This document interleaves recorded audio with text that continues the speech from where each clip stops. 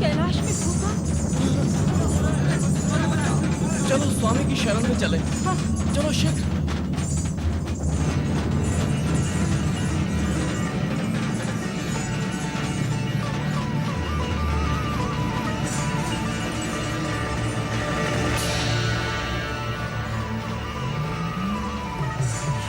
मेरा पुत्र।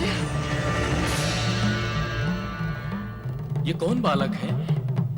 ये मंगल है, मेरा पुत्र। और आप कौन है देवी? अरे, मुझे अपना परिचय देना होगा। मैं हूँ पृथ्वी, धरती, जिसने तुम्हें धारण किया हुआ है। मंगल, मेरे पुत्र, मेरे लाल।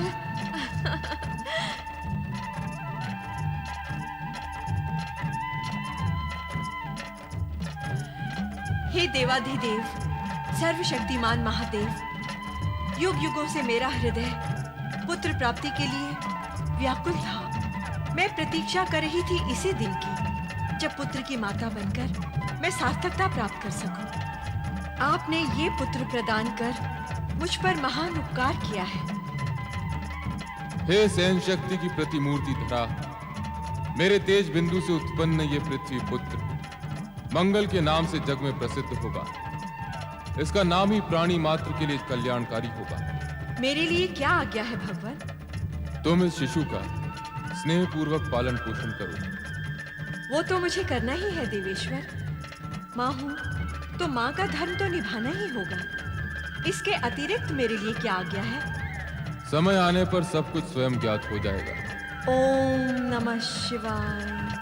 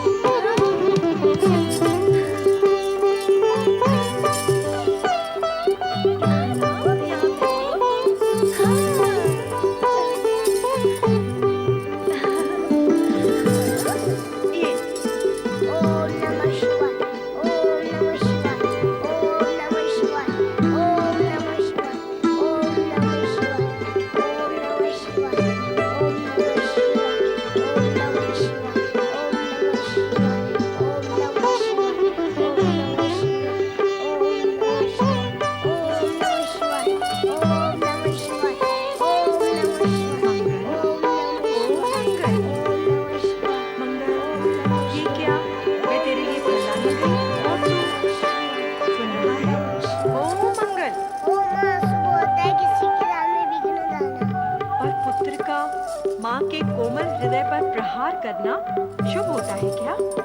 अब प्रश्न और तर्क मत करना अपनी माता से। मैंने कहा था ना, ये आयु खेलने कूदने और खाने पीने की होती है। हाँ, मैंने कहा ना कि मेरी इच्छा खाने पीने खेलने कूदने में नहीं है। मंगल, ये आयु खेलने में रुचि लेने की होती है। तू बालक है, मैं माँ हूँ। मुझे तेरा बालकपन भी तो देखना है, उसका आनंद भी लेना है।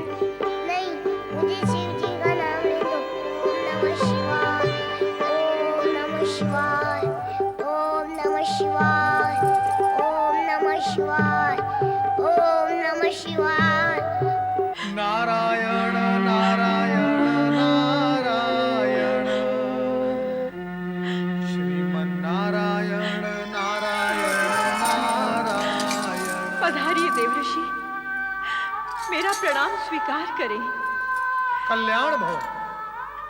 विधाता आपके आशीर्वाद को शीघ्र ही फलीभूत करे। तुम्हारे शब्दों और नेत्रों से तुम्हारे मन की पीड़ा बाहर आ रही है पृथ्वी देवी। मन के भीतर रहने के लिए पीड़ा को स्थान छोटा पड़ गया है देवऋषि, इसीलिए वो बाहर आ रही है। पीड़ा का कारण क्या है देवी? देवऋषि, दुखी प्राणी आपसे पीड़ा का उपाय पूछते हैं। कारण तो आपको ज्ञात होता ही है।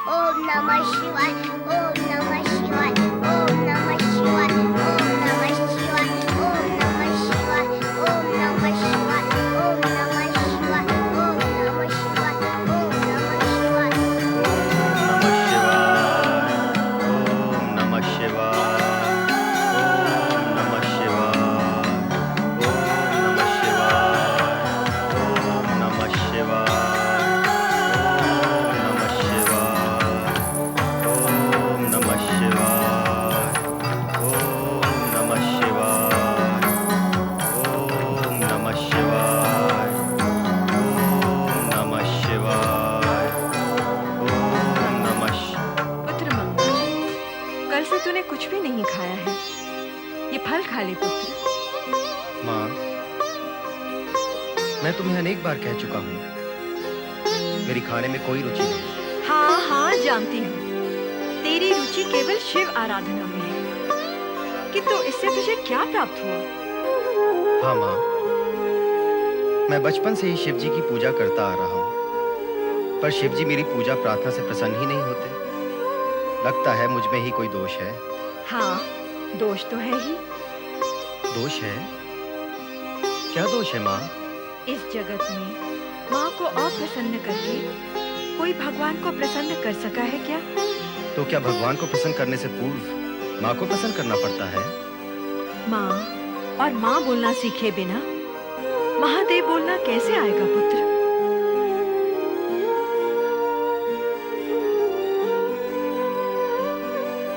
सत्य ही तो है। माँ का आशीर्वाद प्राप्त किए बिना भगवान का वरदान और कृपा कैसे प्राप्त होगी? माँ प्रसन्न हुई तो भगवान कहाँ प्रसन्न होने वाले हैं? माँ, तुम मुझसे अप्रसन्न हो क्या? कैसी बात करता है पुत्र? कोई माँ अपने पुत्र से अप्रसन्न हो सकती है? होती तो है। बहुत सी माएं तो अपने पुत्र से बात भी नहीं करती। ऐसी माएं पुत्र से नहीं, पुत्र की अयोग्यता, हठ और उसकी विचारहीनता से अप्रसन्न होती हैं, पुत्र से नहीं। अर्थात तुम मुझसे प्रसन्न हो? तुझसे तो मैं सदा प्रसन्न रहती हूँ पुत्र। तो फिर मुझे आशीर्वाद दो माँ। कैसा आशीर्वाद है? मैंने निश्चय किया है माँ कि काशी के गंगा तट पर जाकर मैं शिव जी की आराधना करूंगा। तब मुझसे शिव जी अवश्य प्रसन्न होंगे। काशी जाएगा तू अपनी माँ को अकेला छोड़कर? तेरे बचपन से माँ के प्रति तेरा प्रेम पाने के लिए बिन जल के नीम की भांति छटपटा रही हूँ मैं, और तू मुझे अपना कर्तव्य करने दो माँ। कर्तव्य? तेरा कर्तव्य? अपनी माँ के प्रति तेरा कोई कर्तव्य नहीं है? माँ, ये तन और प्राण तुम्हारे ही तो है। इस जग से मुझे जोड़ने वाली तुम ही तो हो। तुम्हारे प्रति अपने कर्तव्य से मैं कैसे विमुख रह सकता हूँ माँ? पर मैं क्या करूँ? मैं विवश हूँ। मेरे हृदय में शिव भक्ति की शीतल सरिता जो प्रवाहित हो रही है, उसमें डुबकी लगाए बिना मुझे कल नहीं पड़ता माँ। तुम मुझसे प्रसन्न होना माँ। एक बार, बस एक बार मुझे आशीर्वाद दे दो। तुम्हारे आशीर्वाद से मैं भगवान शिव का अनुग्रह अवश्य प्राप्त कर सकूंगा। उसके पश्चात मैं जन्म भर तुम्हारे चरणों में बैठा रहूंगा माँ। एक बार भगवान शिव के दर्शन हो जाएं, तो मेरे मन को शांति मिल जाएगी। माँ, मुझे काशी जाने की आज्ञा और सफल होने का आशीर्वाद दो। तूने मुझे धर्म संकट में डाल दिया है पुत्र। मुझे आज्ञा देने में तुम्हें कष्ट हो रहा है माँ। इस जगत की हर माँ अपना कष्ट भूलकर अपने पुत्र को प्रसन्न देखना चाहती है मंगल। स्वयं तुम झेल कर भी वह अपने पुत्र को सुखी देखना चाहती है। माँ, तुम भी तो वैसे ही माँ हो। इसीलिए तो तुझे काशी जाने की आज्ञा देती हूँ और कामना करती हूँ कि तेरी तपस्या और साधना पूर्ण हो। तुझे सिद्धि प्राप्त कर सके और क्यों नहीं कर सके?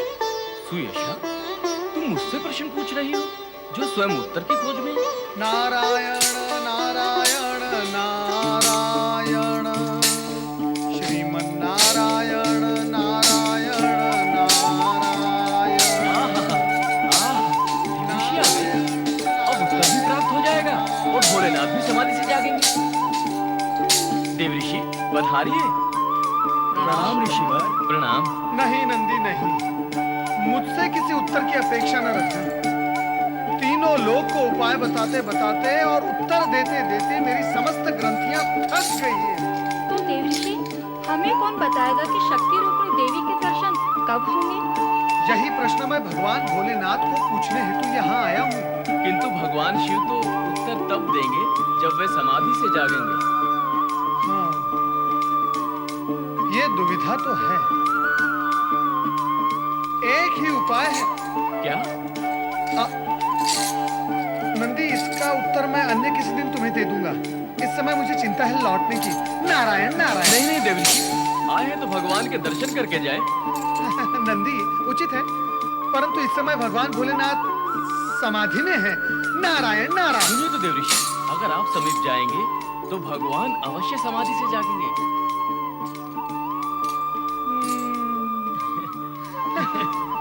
नारायण नारायण। ओम नमः शिवाय।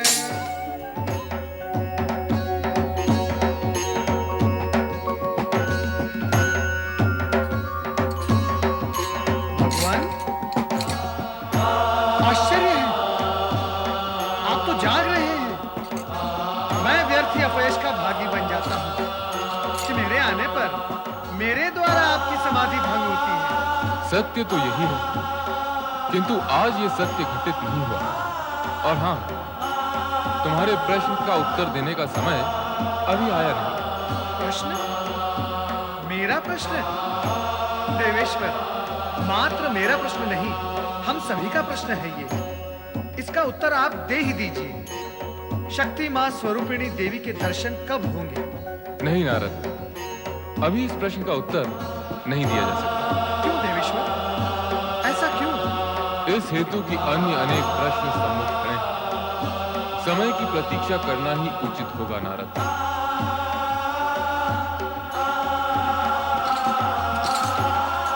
नारायण नारायण। स्वामी तो पुनः समाधि में लीन हो गए। उत्तर भी नहीं दिया प्रभु ने। चिंता का कोई कारण नहीं। स्वामी इस समय मर्यादावश उत्तर नहीं देंगे, किंतु मेरे सम्मुख मर्यादा का ऐसा कोई बंधन नहीं है। मैं आपको उत्तर देने की स्थिति में हूँ। तो बताएं देव ऋषि। नंदी, माँ शक्ति ने अवतार इस हेतु लिया है कि वो भगवान भोलेनाथ की जीवन संगीनी बन सके। ये तो शुभ समाचार है। अति उत्तम, किंतु ये तो बताएं कि उनके दर्शन कब होंगे। नंदी, समय की प्रतीक्षा करना उचित होगा। नारायण नारायण नारायण। समय के साथ साथ जब तुम बड़ी हो जाओगी पार्वती, तब भी सदा स्मरण रखना, ओंकार आदिनाद है, आदि स्वर है, आदि ध्वनि है। पार्वती, तुम्हारी प्रसन्नता सदा शिव महेश्वर में ही निहित है, और महेश्वर का अक्षर स्वरूप ओंकार ही सर्वशक्तिमान है।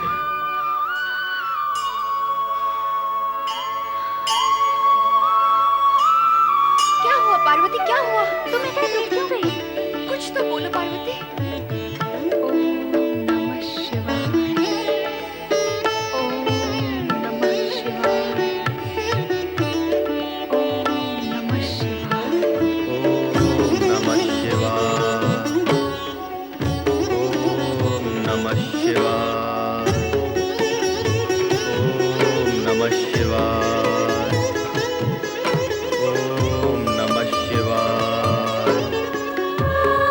ओम नमः शिवाय। ओम नमः शिवाय।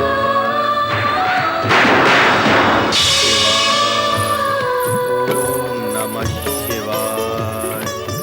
मंगल, ओम पुत्र नमः मंगल। शिवाय। पुत्र, तू माँ की पुकार ओम नमः सुनेगा, शिवाय। तभी तो भगवान तेरी पुकार सुनेंगे। ओम मंगल। नमः शिवाय। माँ, तुम यहाँ भी चली आई? पर क्यों? यही कहने कि भगवान शिव सर्वव्यापी हैं। यहाँ काशी में भी उनका वास है और कैलाश में भी वे ही विद्यमान हैं। चल पुत्र, घर चल। वहाँ चलकर शिव की आराधना भी करना और अपनी उपस्थिति से मेरे मन को शांत भी करना। माँ, यदि भगवान शिव सर्वव्यापी है तो तुम भी तो सर्वविद्यमान हो, कहाँ नहीं हो तुम? ये जग तुम पर ही तो टिका हुआ है। यहाँ से मुझे ले जाने की अपेक्षा तुम भी भगवान शिव का स्मरण करो, इससे हम दोनों का कल्याण होगा। बैठो माँ, बैठो। मेरे साथ ओम नमः शिवाय, ओम नमः शिवाय, ओम नमः शिवाय, ओम नमः शिवाय, ओम नमः शिवाय, ओम नमः शिवाय,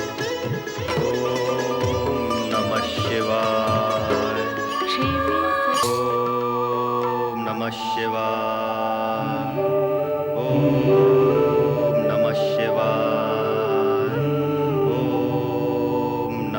शिवाय, ओम नमः शिवाय, ओम नमः शिवाय, ओम नमः शिवाय,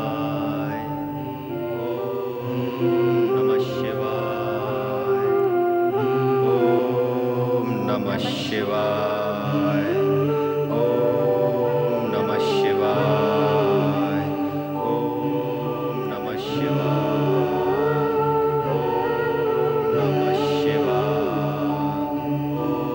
नमः शिवाय, ओम नमः शिवाय, ओम नमः शिवाय, ओम नमः शिवाय, ओम नमः शिवाय, ओम नमः शिवाय।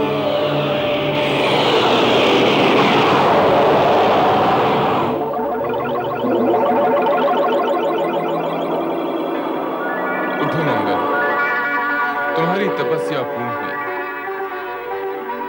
देवाधिदेव, भगवान, धन्य हो गए हम दोनों आपके पुण्य दर्शन पाकर।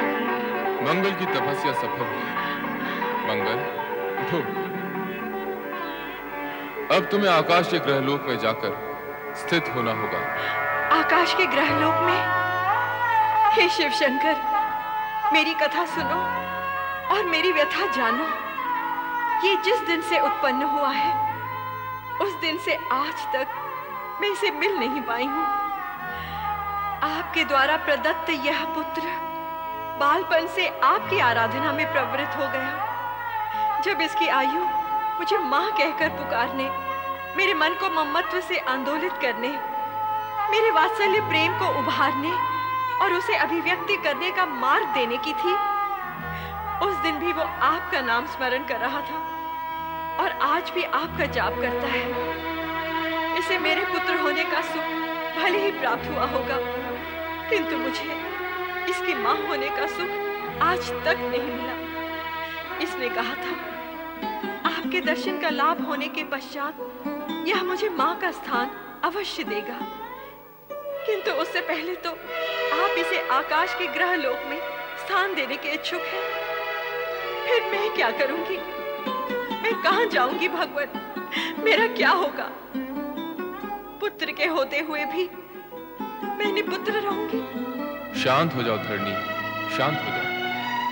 सत्य तो यह है कि मंगल ने ग्रह मंडल में स्थान प्राप्त करने हेतु ही मेरे स्वेद से जन्म लिया है। उसका निश्चित स्थान आकाश में स्थित ग्रह मंडल में ही है।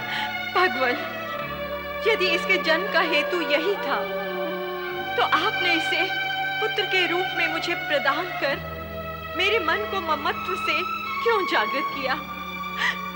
कहां जाए युवा पुत्र की वह मां जिसका ममत्व निरुत्तर है? देवी, तुम्हें इस प्रकार विलाप करना शोभा नहीं देता। जगत तुम्हें सहनशीला और क्षमाशीला मानता है। तुम शालीनता की प्रतिमूर्ति हो। भूमि, अचला, धरणी आदि संबोधनों से भी जगत तुम्हारा सम्मान करता है। जगत की संपूर्ण नारी जाति के लिए तुम एक अनूठा आदर्श हो। दुख और पीड़ा देने वाले के प्रति भी तुम दयावान, क्षमावान और धैर्यवान रहती हो। ऐसे विराट गुण और आदर्श से पूर्ण होकर भी तुम पुत्र वियोग से विचलित हो रही हो। ये स्थिति तुम्हारे गुण और धर्म से सर्वथा विपरीत है। आपकी कृपा से सब कुछ हूँ भगवान, फिर भी माँ हूँ, माँ। चिंता न करो देवी, मंगल तुमसे अधिक दूर नहीं रहेगा। सदा तुम्हारी आंखों के सम्मुख रहकर रक्तवर्णी ग्रह के रूप में अपना लाल प्रकाश फैलाता रहेगा।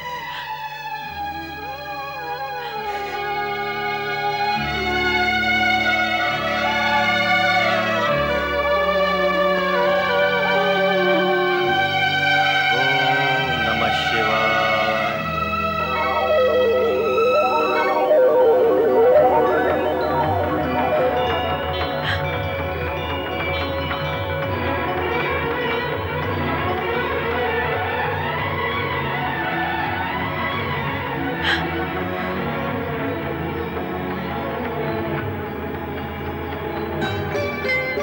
दुखी मत हो मां, मैं सदा नन्हे बालक की भांति तुम्हारी परिक्रमा करते हुए तुम्हारे पुत्र होने का कर्तव्य निभाता रहूंगा। तुम सदा मेरी समीपता का अनुभव करोगी, उसी प्रकार जैसे मां पुत्र के सामीप्य का अनुभव करती है।